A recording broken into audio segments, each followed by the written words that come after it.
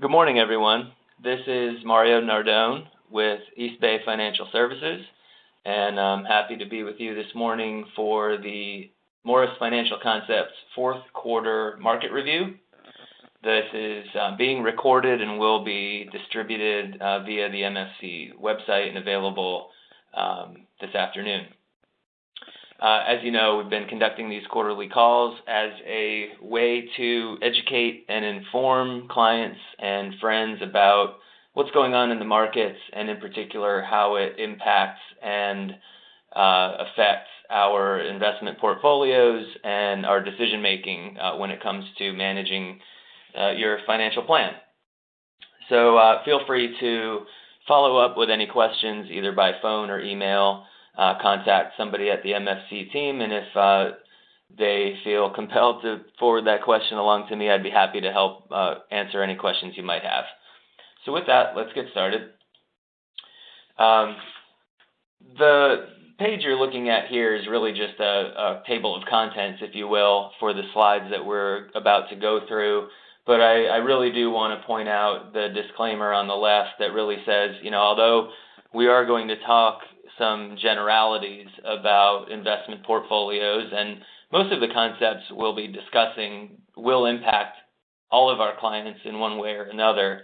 It's very unlikely that every client has, or any client has, exactly the portfolio that we discuss, and you may or may not actually have holdings in some of the asset classes that we'll go through. So if you just take that with a grain of salt. This is really just for general informational purposes.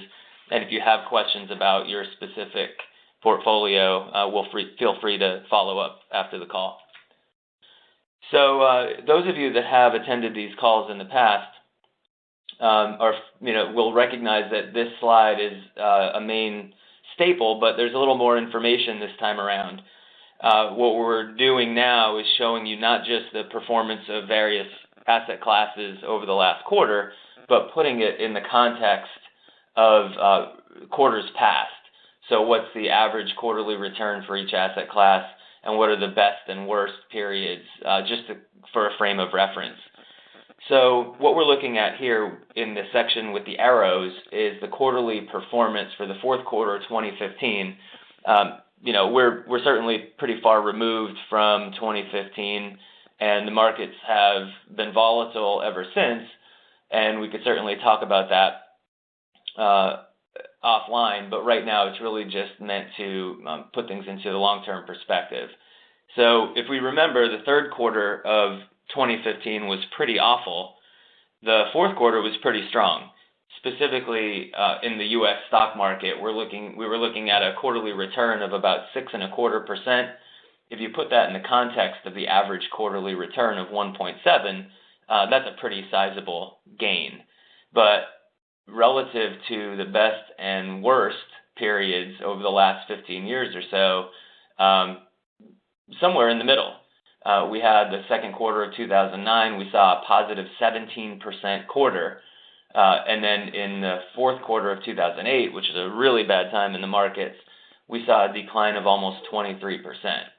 So, just putting it all into context, the volatility we're seeing now is certainly worthy of attention, but certainly not worthy of panic or in any way feelings of abnormality. So we've just talked about the U.S. market. If we look abroad, international developed stocks, these are countries like Germany, Italy, France, the UK, and Japan. So developed market stocks have been lackluster over the last 5 or 10 years, which we'll get into in a few slides, but the fourth quarter was, pretty strong overseas as it was in the U.S. Looking at emerging markets, a pretty bland quarter, about 0.66% positive return. But again, following that and putting it in perspective, the average quarterly return over the last 15 years has been about 3%. Emerging markets have been up quite substantially over the last 15 or 20 years. And as you can see, with that return comes the risk. So we need to be willing to accept periods of negative 28%. So, we tend to think of the recent past for our perspective, but we really do need to recognize that stock markets are volatile, and as long as we hang in there, we will be rewarded for taking that risk. The lone red arrow on the slide represents the U.S. bond market. We knew that the fourth quarter was the first time the Fed actually raised interest rates after the anticipation that's lasted 5 or more years of this happening. And as we all have discussed, as interest rates rise, bond prices decline. If you think about it, if I own a bond that's paying 3% and a new bond is issued at 3.5%, it makes mine look a lot less attractive, so the price will have to decline. So that's kind of what we saw in the first quarter. We might be able to expect that going forward, but we do think that rising bond yields are a long-term positive for investors. We just need to wait out this period of underperformance. The world stock market performance slide, I'm not going to dwell on this, but if you're listening to the recording, you can pause the screen and read through the headlines that marked the fourth quarter, overlaying the path that global equity markets took. Not saying that there is any causality behind these headlines, but certainly the headlines create a backdrop by which investors make their decisions. And the things I wanted to call your attention to, the biggest story probably over the last 12 months, not just the fourth quarter, is that oil prices continued and still continue to fall, and that has weighed heavily on expectations for the U.S. economy. Certainly it benefits the consumer as we fill up our gas tank with cheaper fuel, but energy producers, as well as all the other ancillary impacts, jobs and whatnot that are impacted by a low oil price, certainly need to be considered.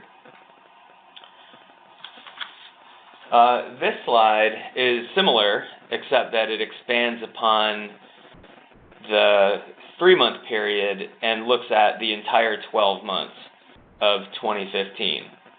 So again, a pretty flat overall global stock market, but if you put this in the context of the noise and the financial media and the fear that is being created every time a reporter says the Dow is up, 300 points or down 300 points or whatever, those are really, big numbers on an absolute basis, but the inset chart shows us really that on a relative basis, what's going on or what happened in 2015 was really quite benign relative to even the most recent 15-year period. So since 2000, last year's rocky road was merely a blip on the radar, and certainly nothing that we should think is outside the ordinary. Now, diving into some of the asset classes in terms of their market performance, this slide that we're looking at here kind of selects some of the major investment categories and lines them up from the best performer at the top to the worst performer at the bottom. And that first one that you see having a return of 7.54% represents the Dow Jones REIT Index, and REITs are real estate investment trusts.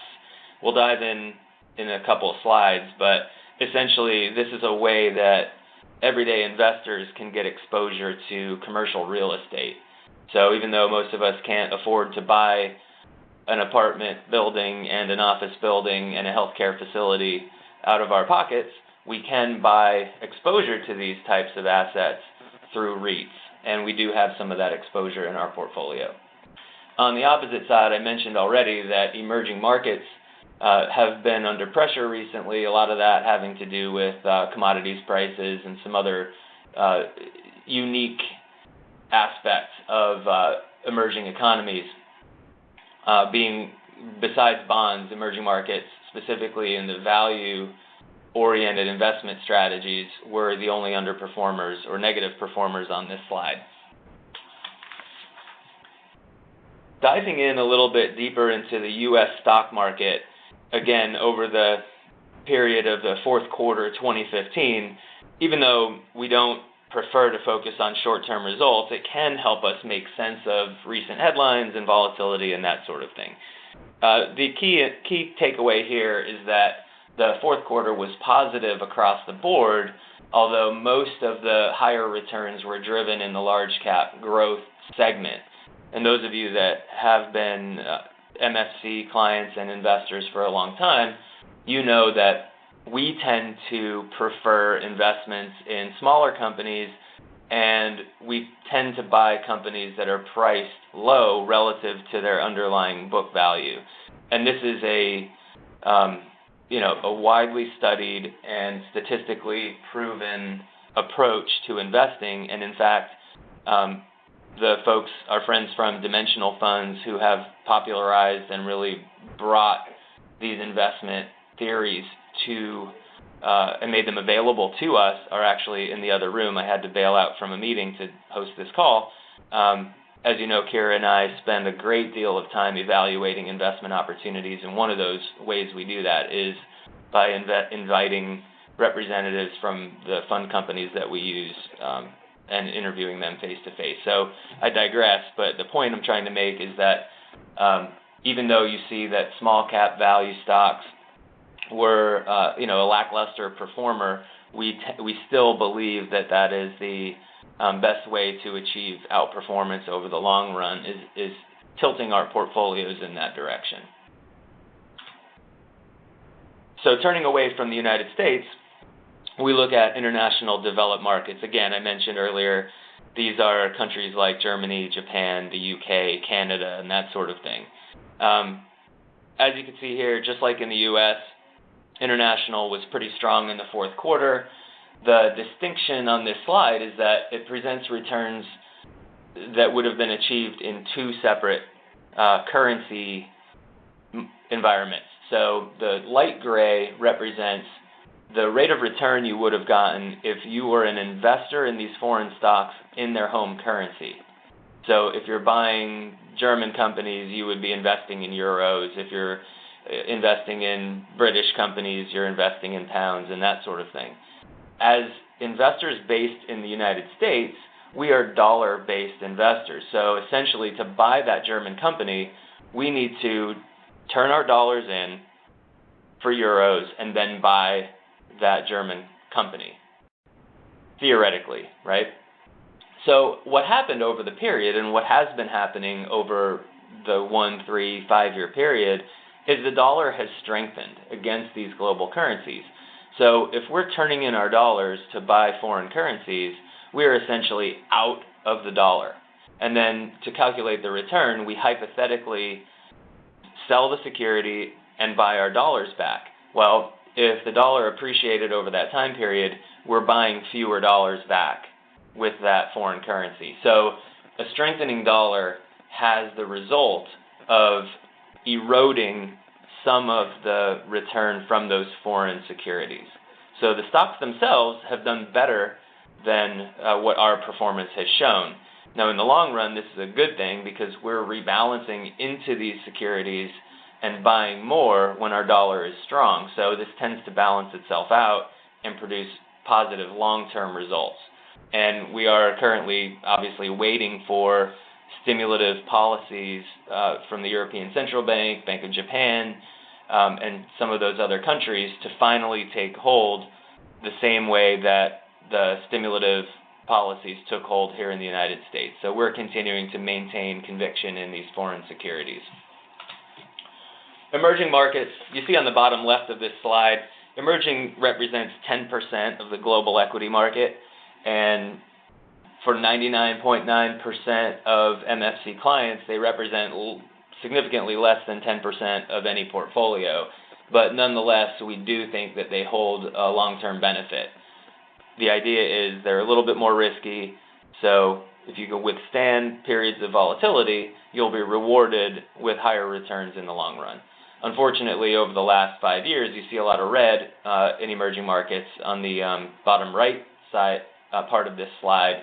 Again, negative performance recently, but as we rebalance into these sectors that are underperforming, we should be following that old adage of buying low and eventually selling high.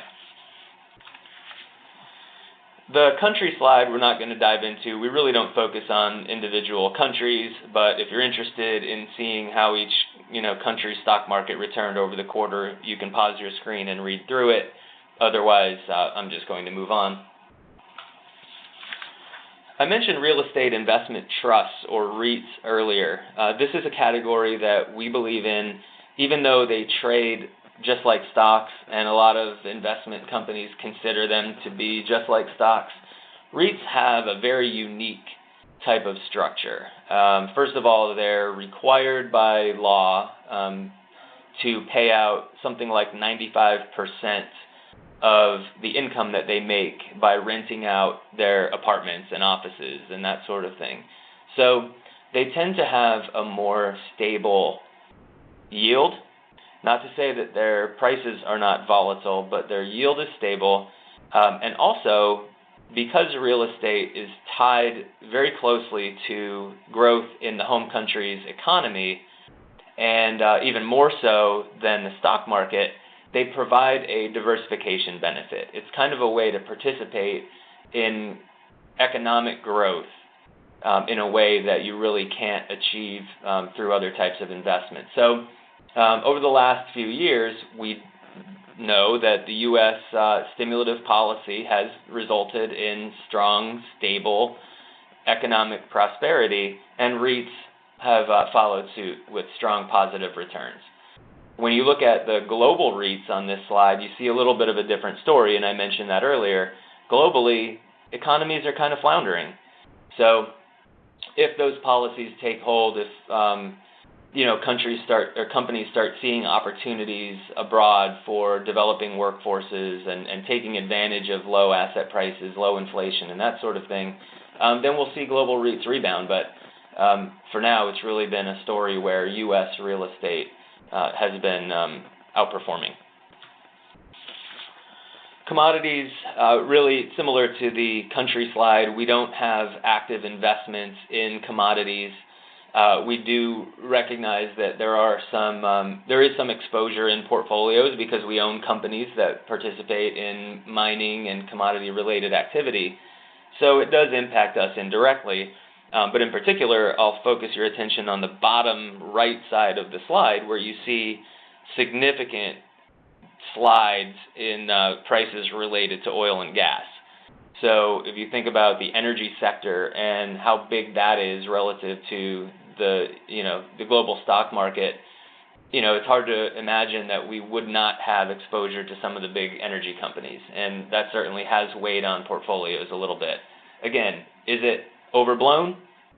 Probably. I mean, $20 for a barrel of oil just a couple of years after the world thought that $100 was the new normal seems a little out of whack. So we're not, personally don't think that, oil prices will remain at $20 for, indefinitely. And maybe the commensurate declines in energy-related companies is a little bit overblown. So we're not bailing on any particular sector. We're really just hanging in there, maybe rebalancing in. We might see some consolidation. So by investing in the stronger companies within those sectors, potentially this could be a boom in the next coming years. So this slide, titled Fixed Income, which is a fancy name for bonds. Busy slide, lots going on. If you want to read the left side of the slide, you can pause your screen and take a look. But I'm going to focus your attention on the chart in the middle, the U.S. Treasury yield curve. And just for definition, what this really is showing you is the rate of return that you will get by buying a U.S. Treasury bond of various maturity. So if you buy a Treasury bond that's maturing in 30 days, you're going to look at the far left side of the chart and see that you're not going to get much return at all. If you're willing to buy a 30-year bond, you look at the far right side of the slide, And even for giving the government your money for 30 years, they're only giving you back something like 2.8%. That's kind of a ridiculous trade. So I don't know many people that are willing to commit their capital for 30 years in exchange for a rate of return less than anticipated inflation. So the story to take away from this slide is that this is why Kira and the team at MFC and I spend a lot of time thinking about how to invest your bond portfolio. So not only do we tend to diversify away from treasury bonds to avoid this low yield environment, but we diversify about as much as possible by investing in corporate-backed securities, agency bonds, mortgage-backed securities, and global bonds as well. So we're not as susceptible to this low yield environment. Now, will there be volatility as the Fed continues to raise rates, and as we saw earlier, maybe a decline temporarily in bond prices? Yeah, probably. Can it last for months, if not years? Maybe. But again, as we reinvest our income and dividends and rebalance our portfolios, we have to remember that we are buying into these newly issued bonds at higher yield. So we do think that longer term rising rates are beneficial to us long term. And then this slide, slide 14, titled Global Diversification, really just puts the whole financial planning process really into perspective. If you look at the chart on the bottom right, what it's showing you is, over the last 27 years, I guess that is, if you had invested very conservatively and only bought treasury bills, these are very short-term treasury bonds, you would have had a nice, stable ride, but you wouldn't have really ended up with much in the line of returns. Now, as you add stocks to that mix, you see a little more volatility, but certainly a lot better return. As you add we're looking at increments of 25% equity. Now look at the volatility as you go up that ladder as well. Even though you could have achieved a 7 times rate of return by investing 100% stocks, there certainly has been a wild ride, and times when it takes some intestinal fortitude to ride through those declines. But obviously, as long-term investors with sound financial plans in place, you can weather that storm. It's up to us to work together to figure out what mix in the middle is appropriate for you. What is the long-term required rate of return to achieve your financial goals, and what is the amount of risk that we need to take to achieve those goals, and try not to take more than you need or more than you can withstand, and still not lose sleep at night. So that's the age-old question, and certainly these volatile times may make you question your overall asset allocation, and we'd rather hear from you if you are asking those kinds of questions. So let's engage in that dialogue. Feel free to give us a call or send an email. We could talk about what this volatility means to you. The last slide really does, it's kind of a complicated story, and I will ask you, if you wanted to read it, to pause your screen, read through it. Let us know if you have any questions, but again, it's a pretty sophisticated discussion that boils down to, the question whether or not the bond market waits for the Fed to take action or if it moves in anticipation of the Fed. And this is certainly a debatable topic, but I'm of the mindset that we do have a very credible Federal Reserve system. Their communication strategy has been very transparent, and securities markets, in particular the bond markets, have seen that transparency and acted in a very orderly fashion, in a way that, the doom and gloom sayers of 3 years ago, 5 years ago that said, when the Fed starts raising rates, we're going to have a bear market for bonds, it's going to be Armageddon, we want to get out of bonds altogether. MFC and we never subscribed to that theory. Did we take action to mitigate the impacts of rising rates? Yes. But did we bail out on bonds, or are we claiming doom and gloom? No. We believe we have a very credible Fed, and over the long run, rising interest rates should benefit bondholders. So we're hanging in there. This is a good story. Again, if you have questions, feel free to give us a call. But with that, that ends my prepared remarks, and be happy to hear from you with any questions or comments you might have. Thanks.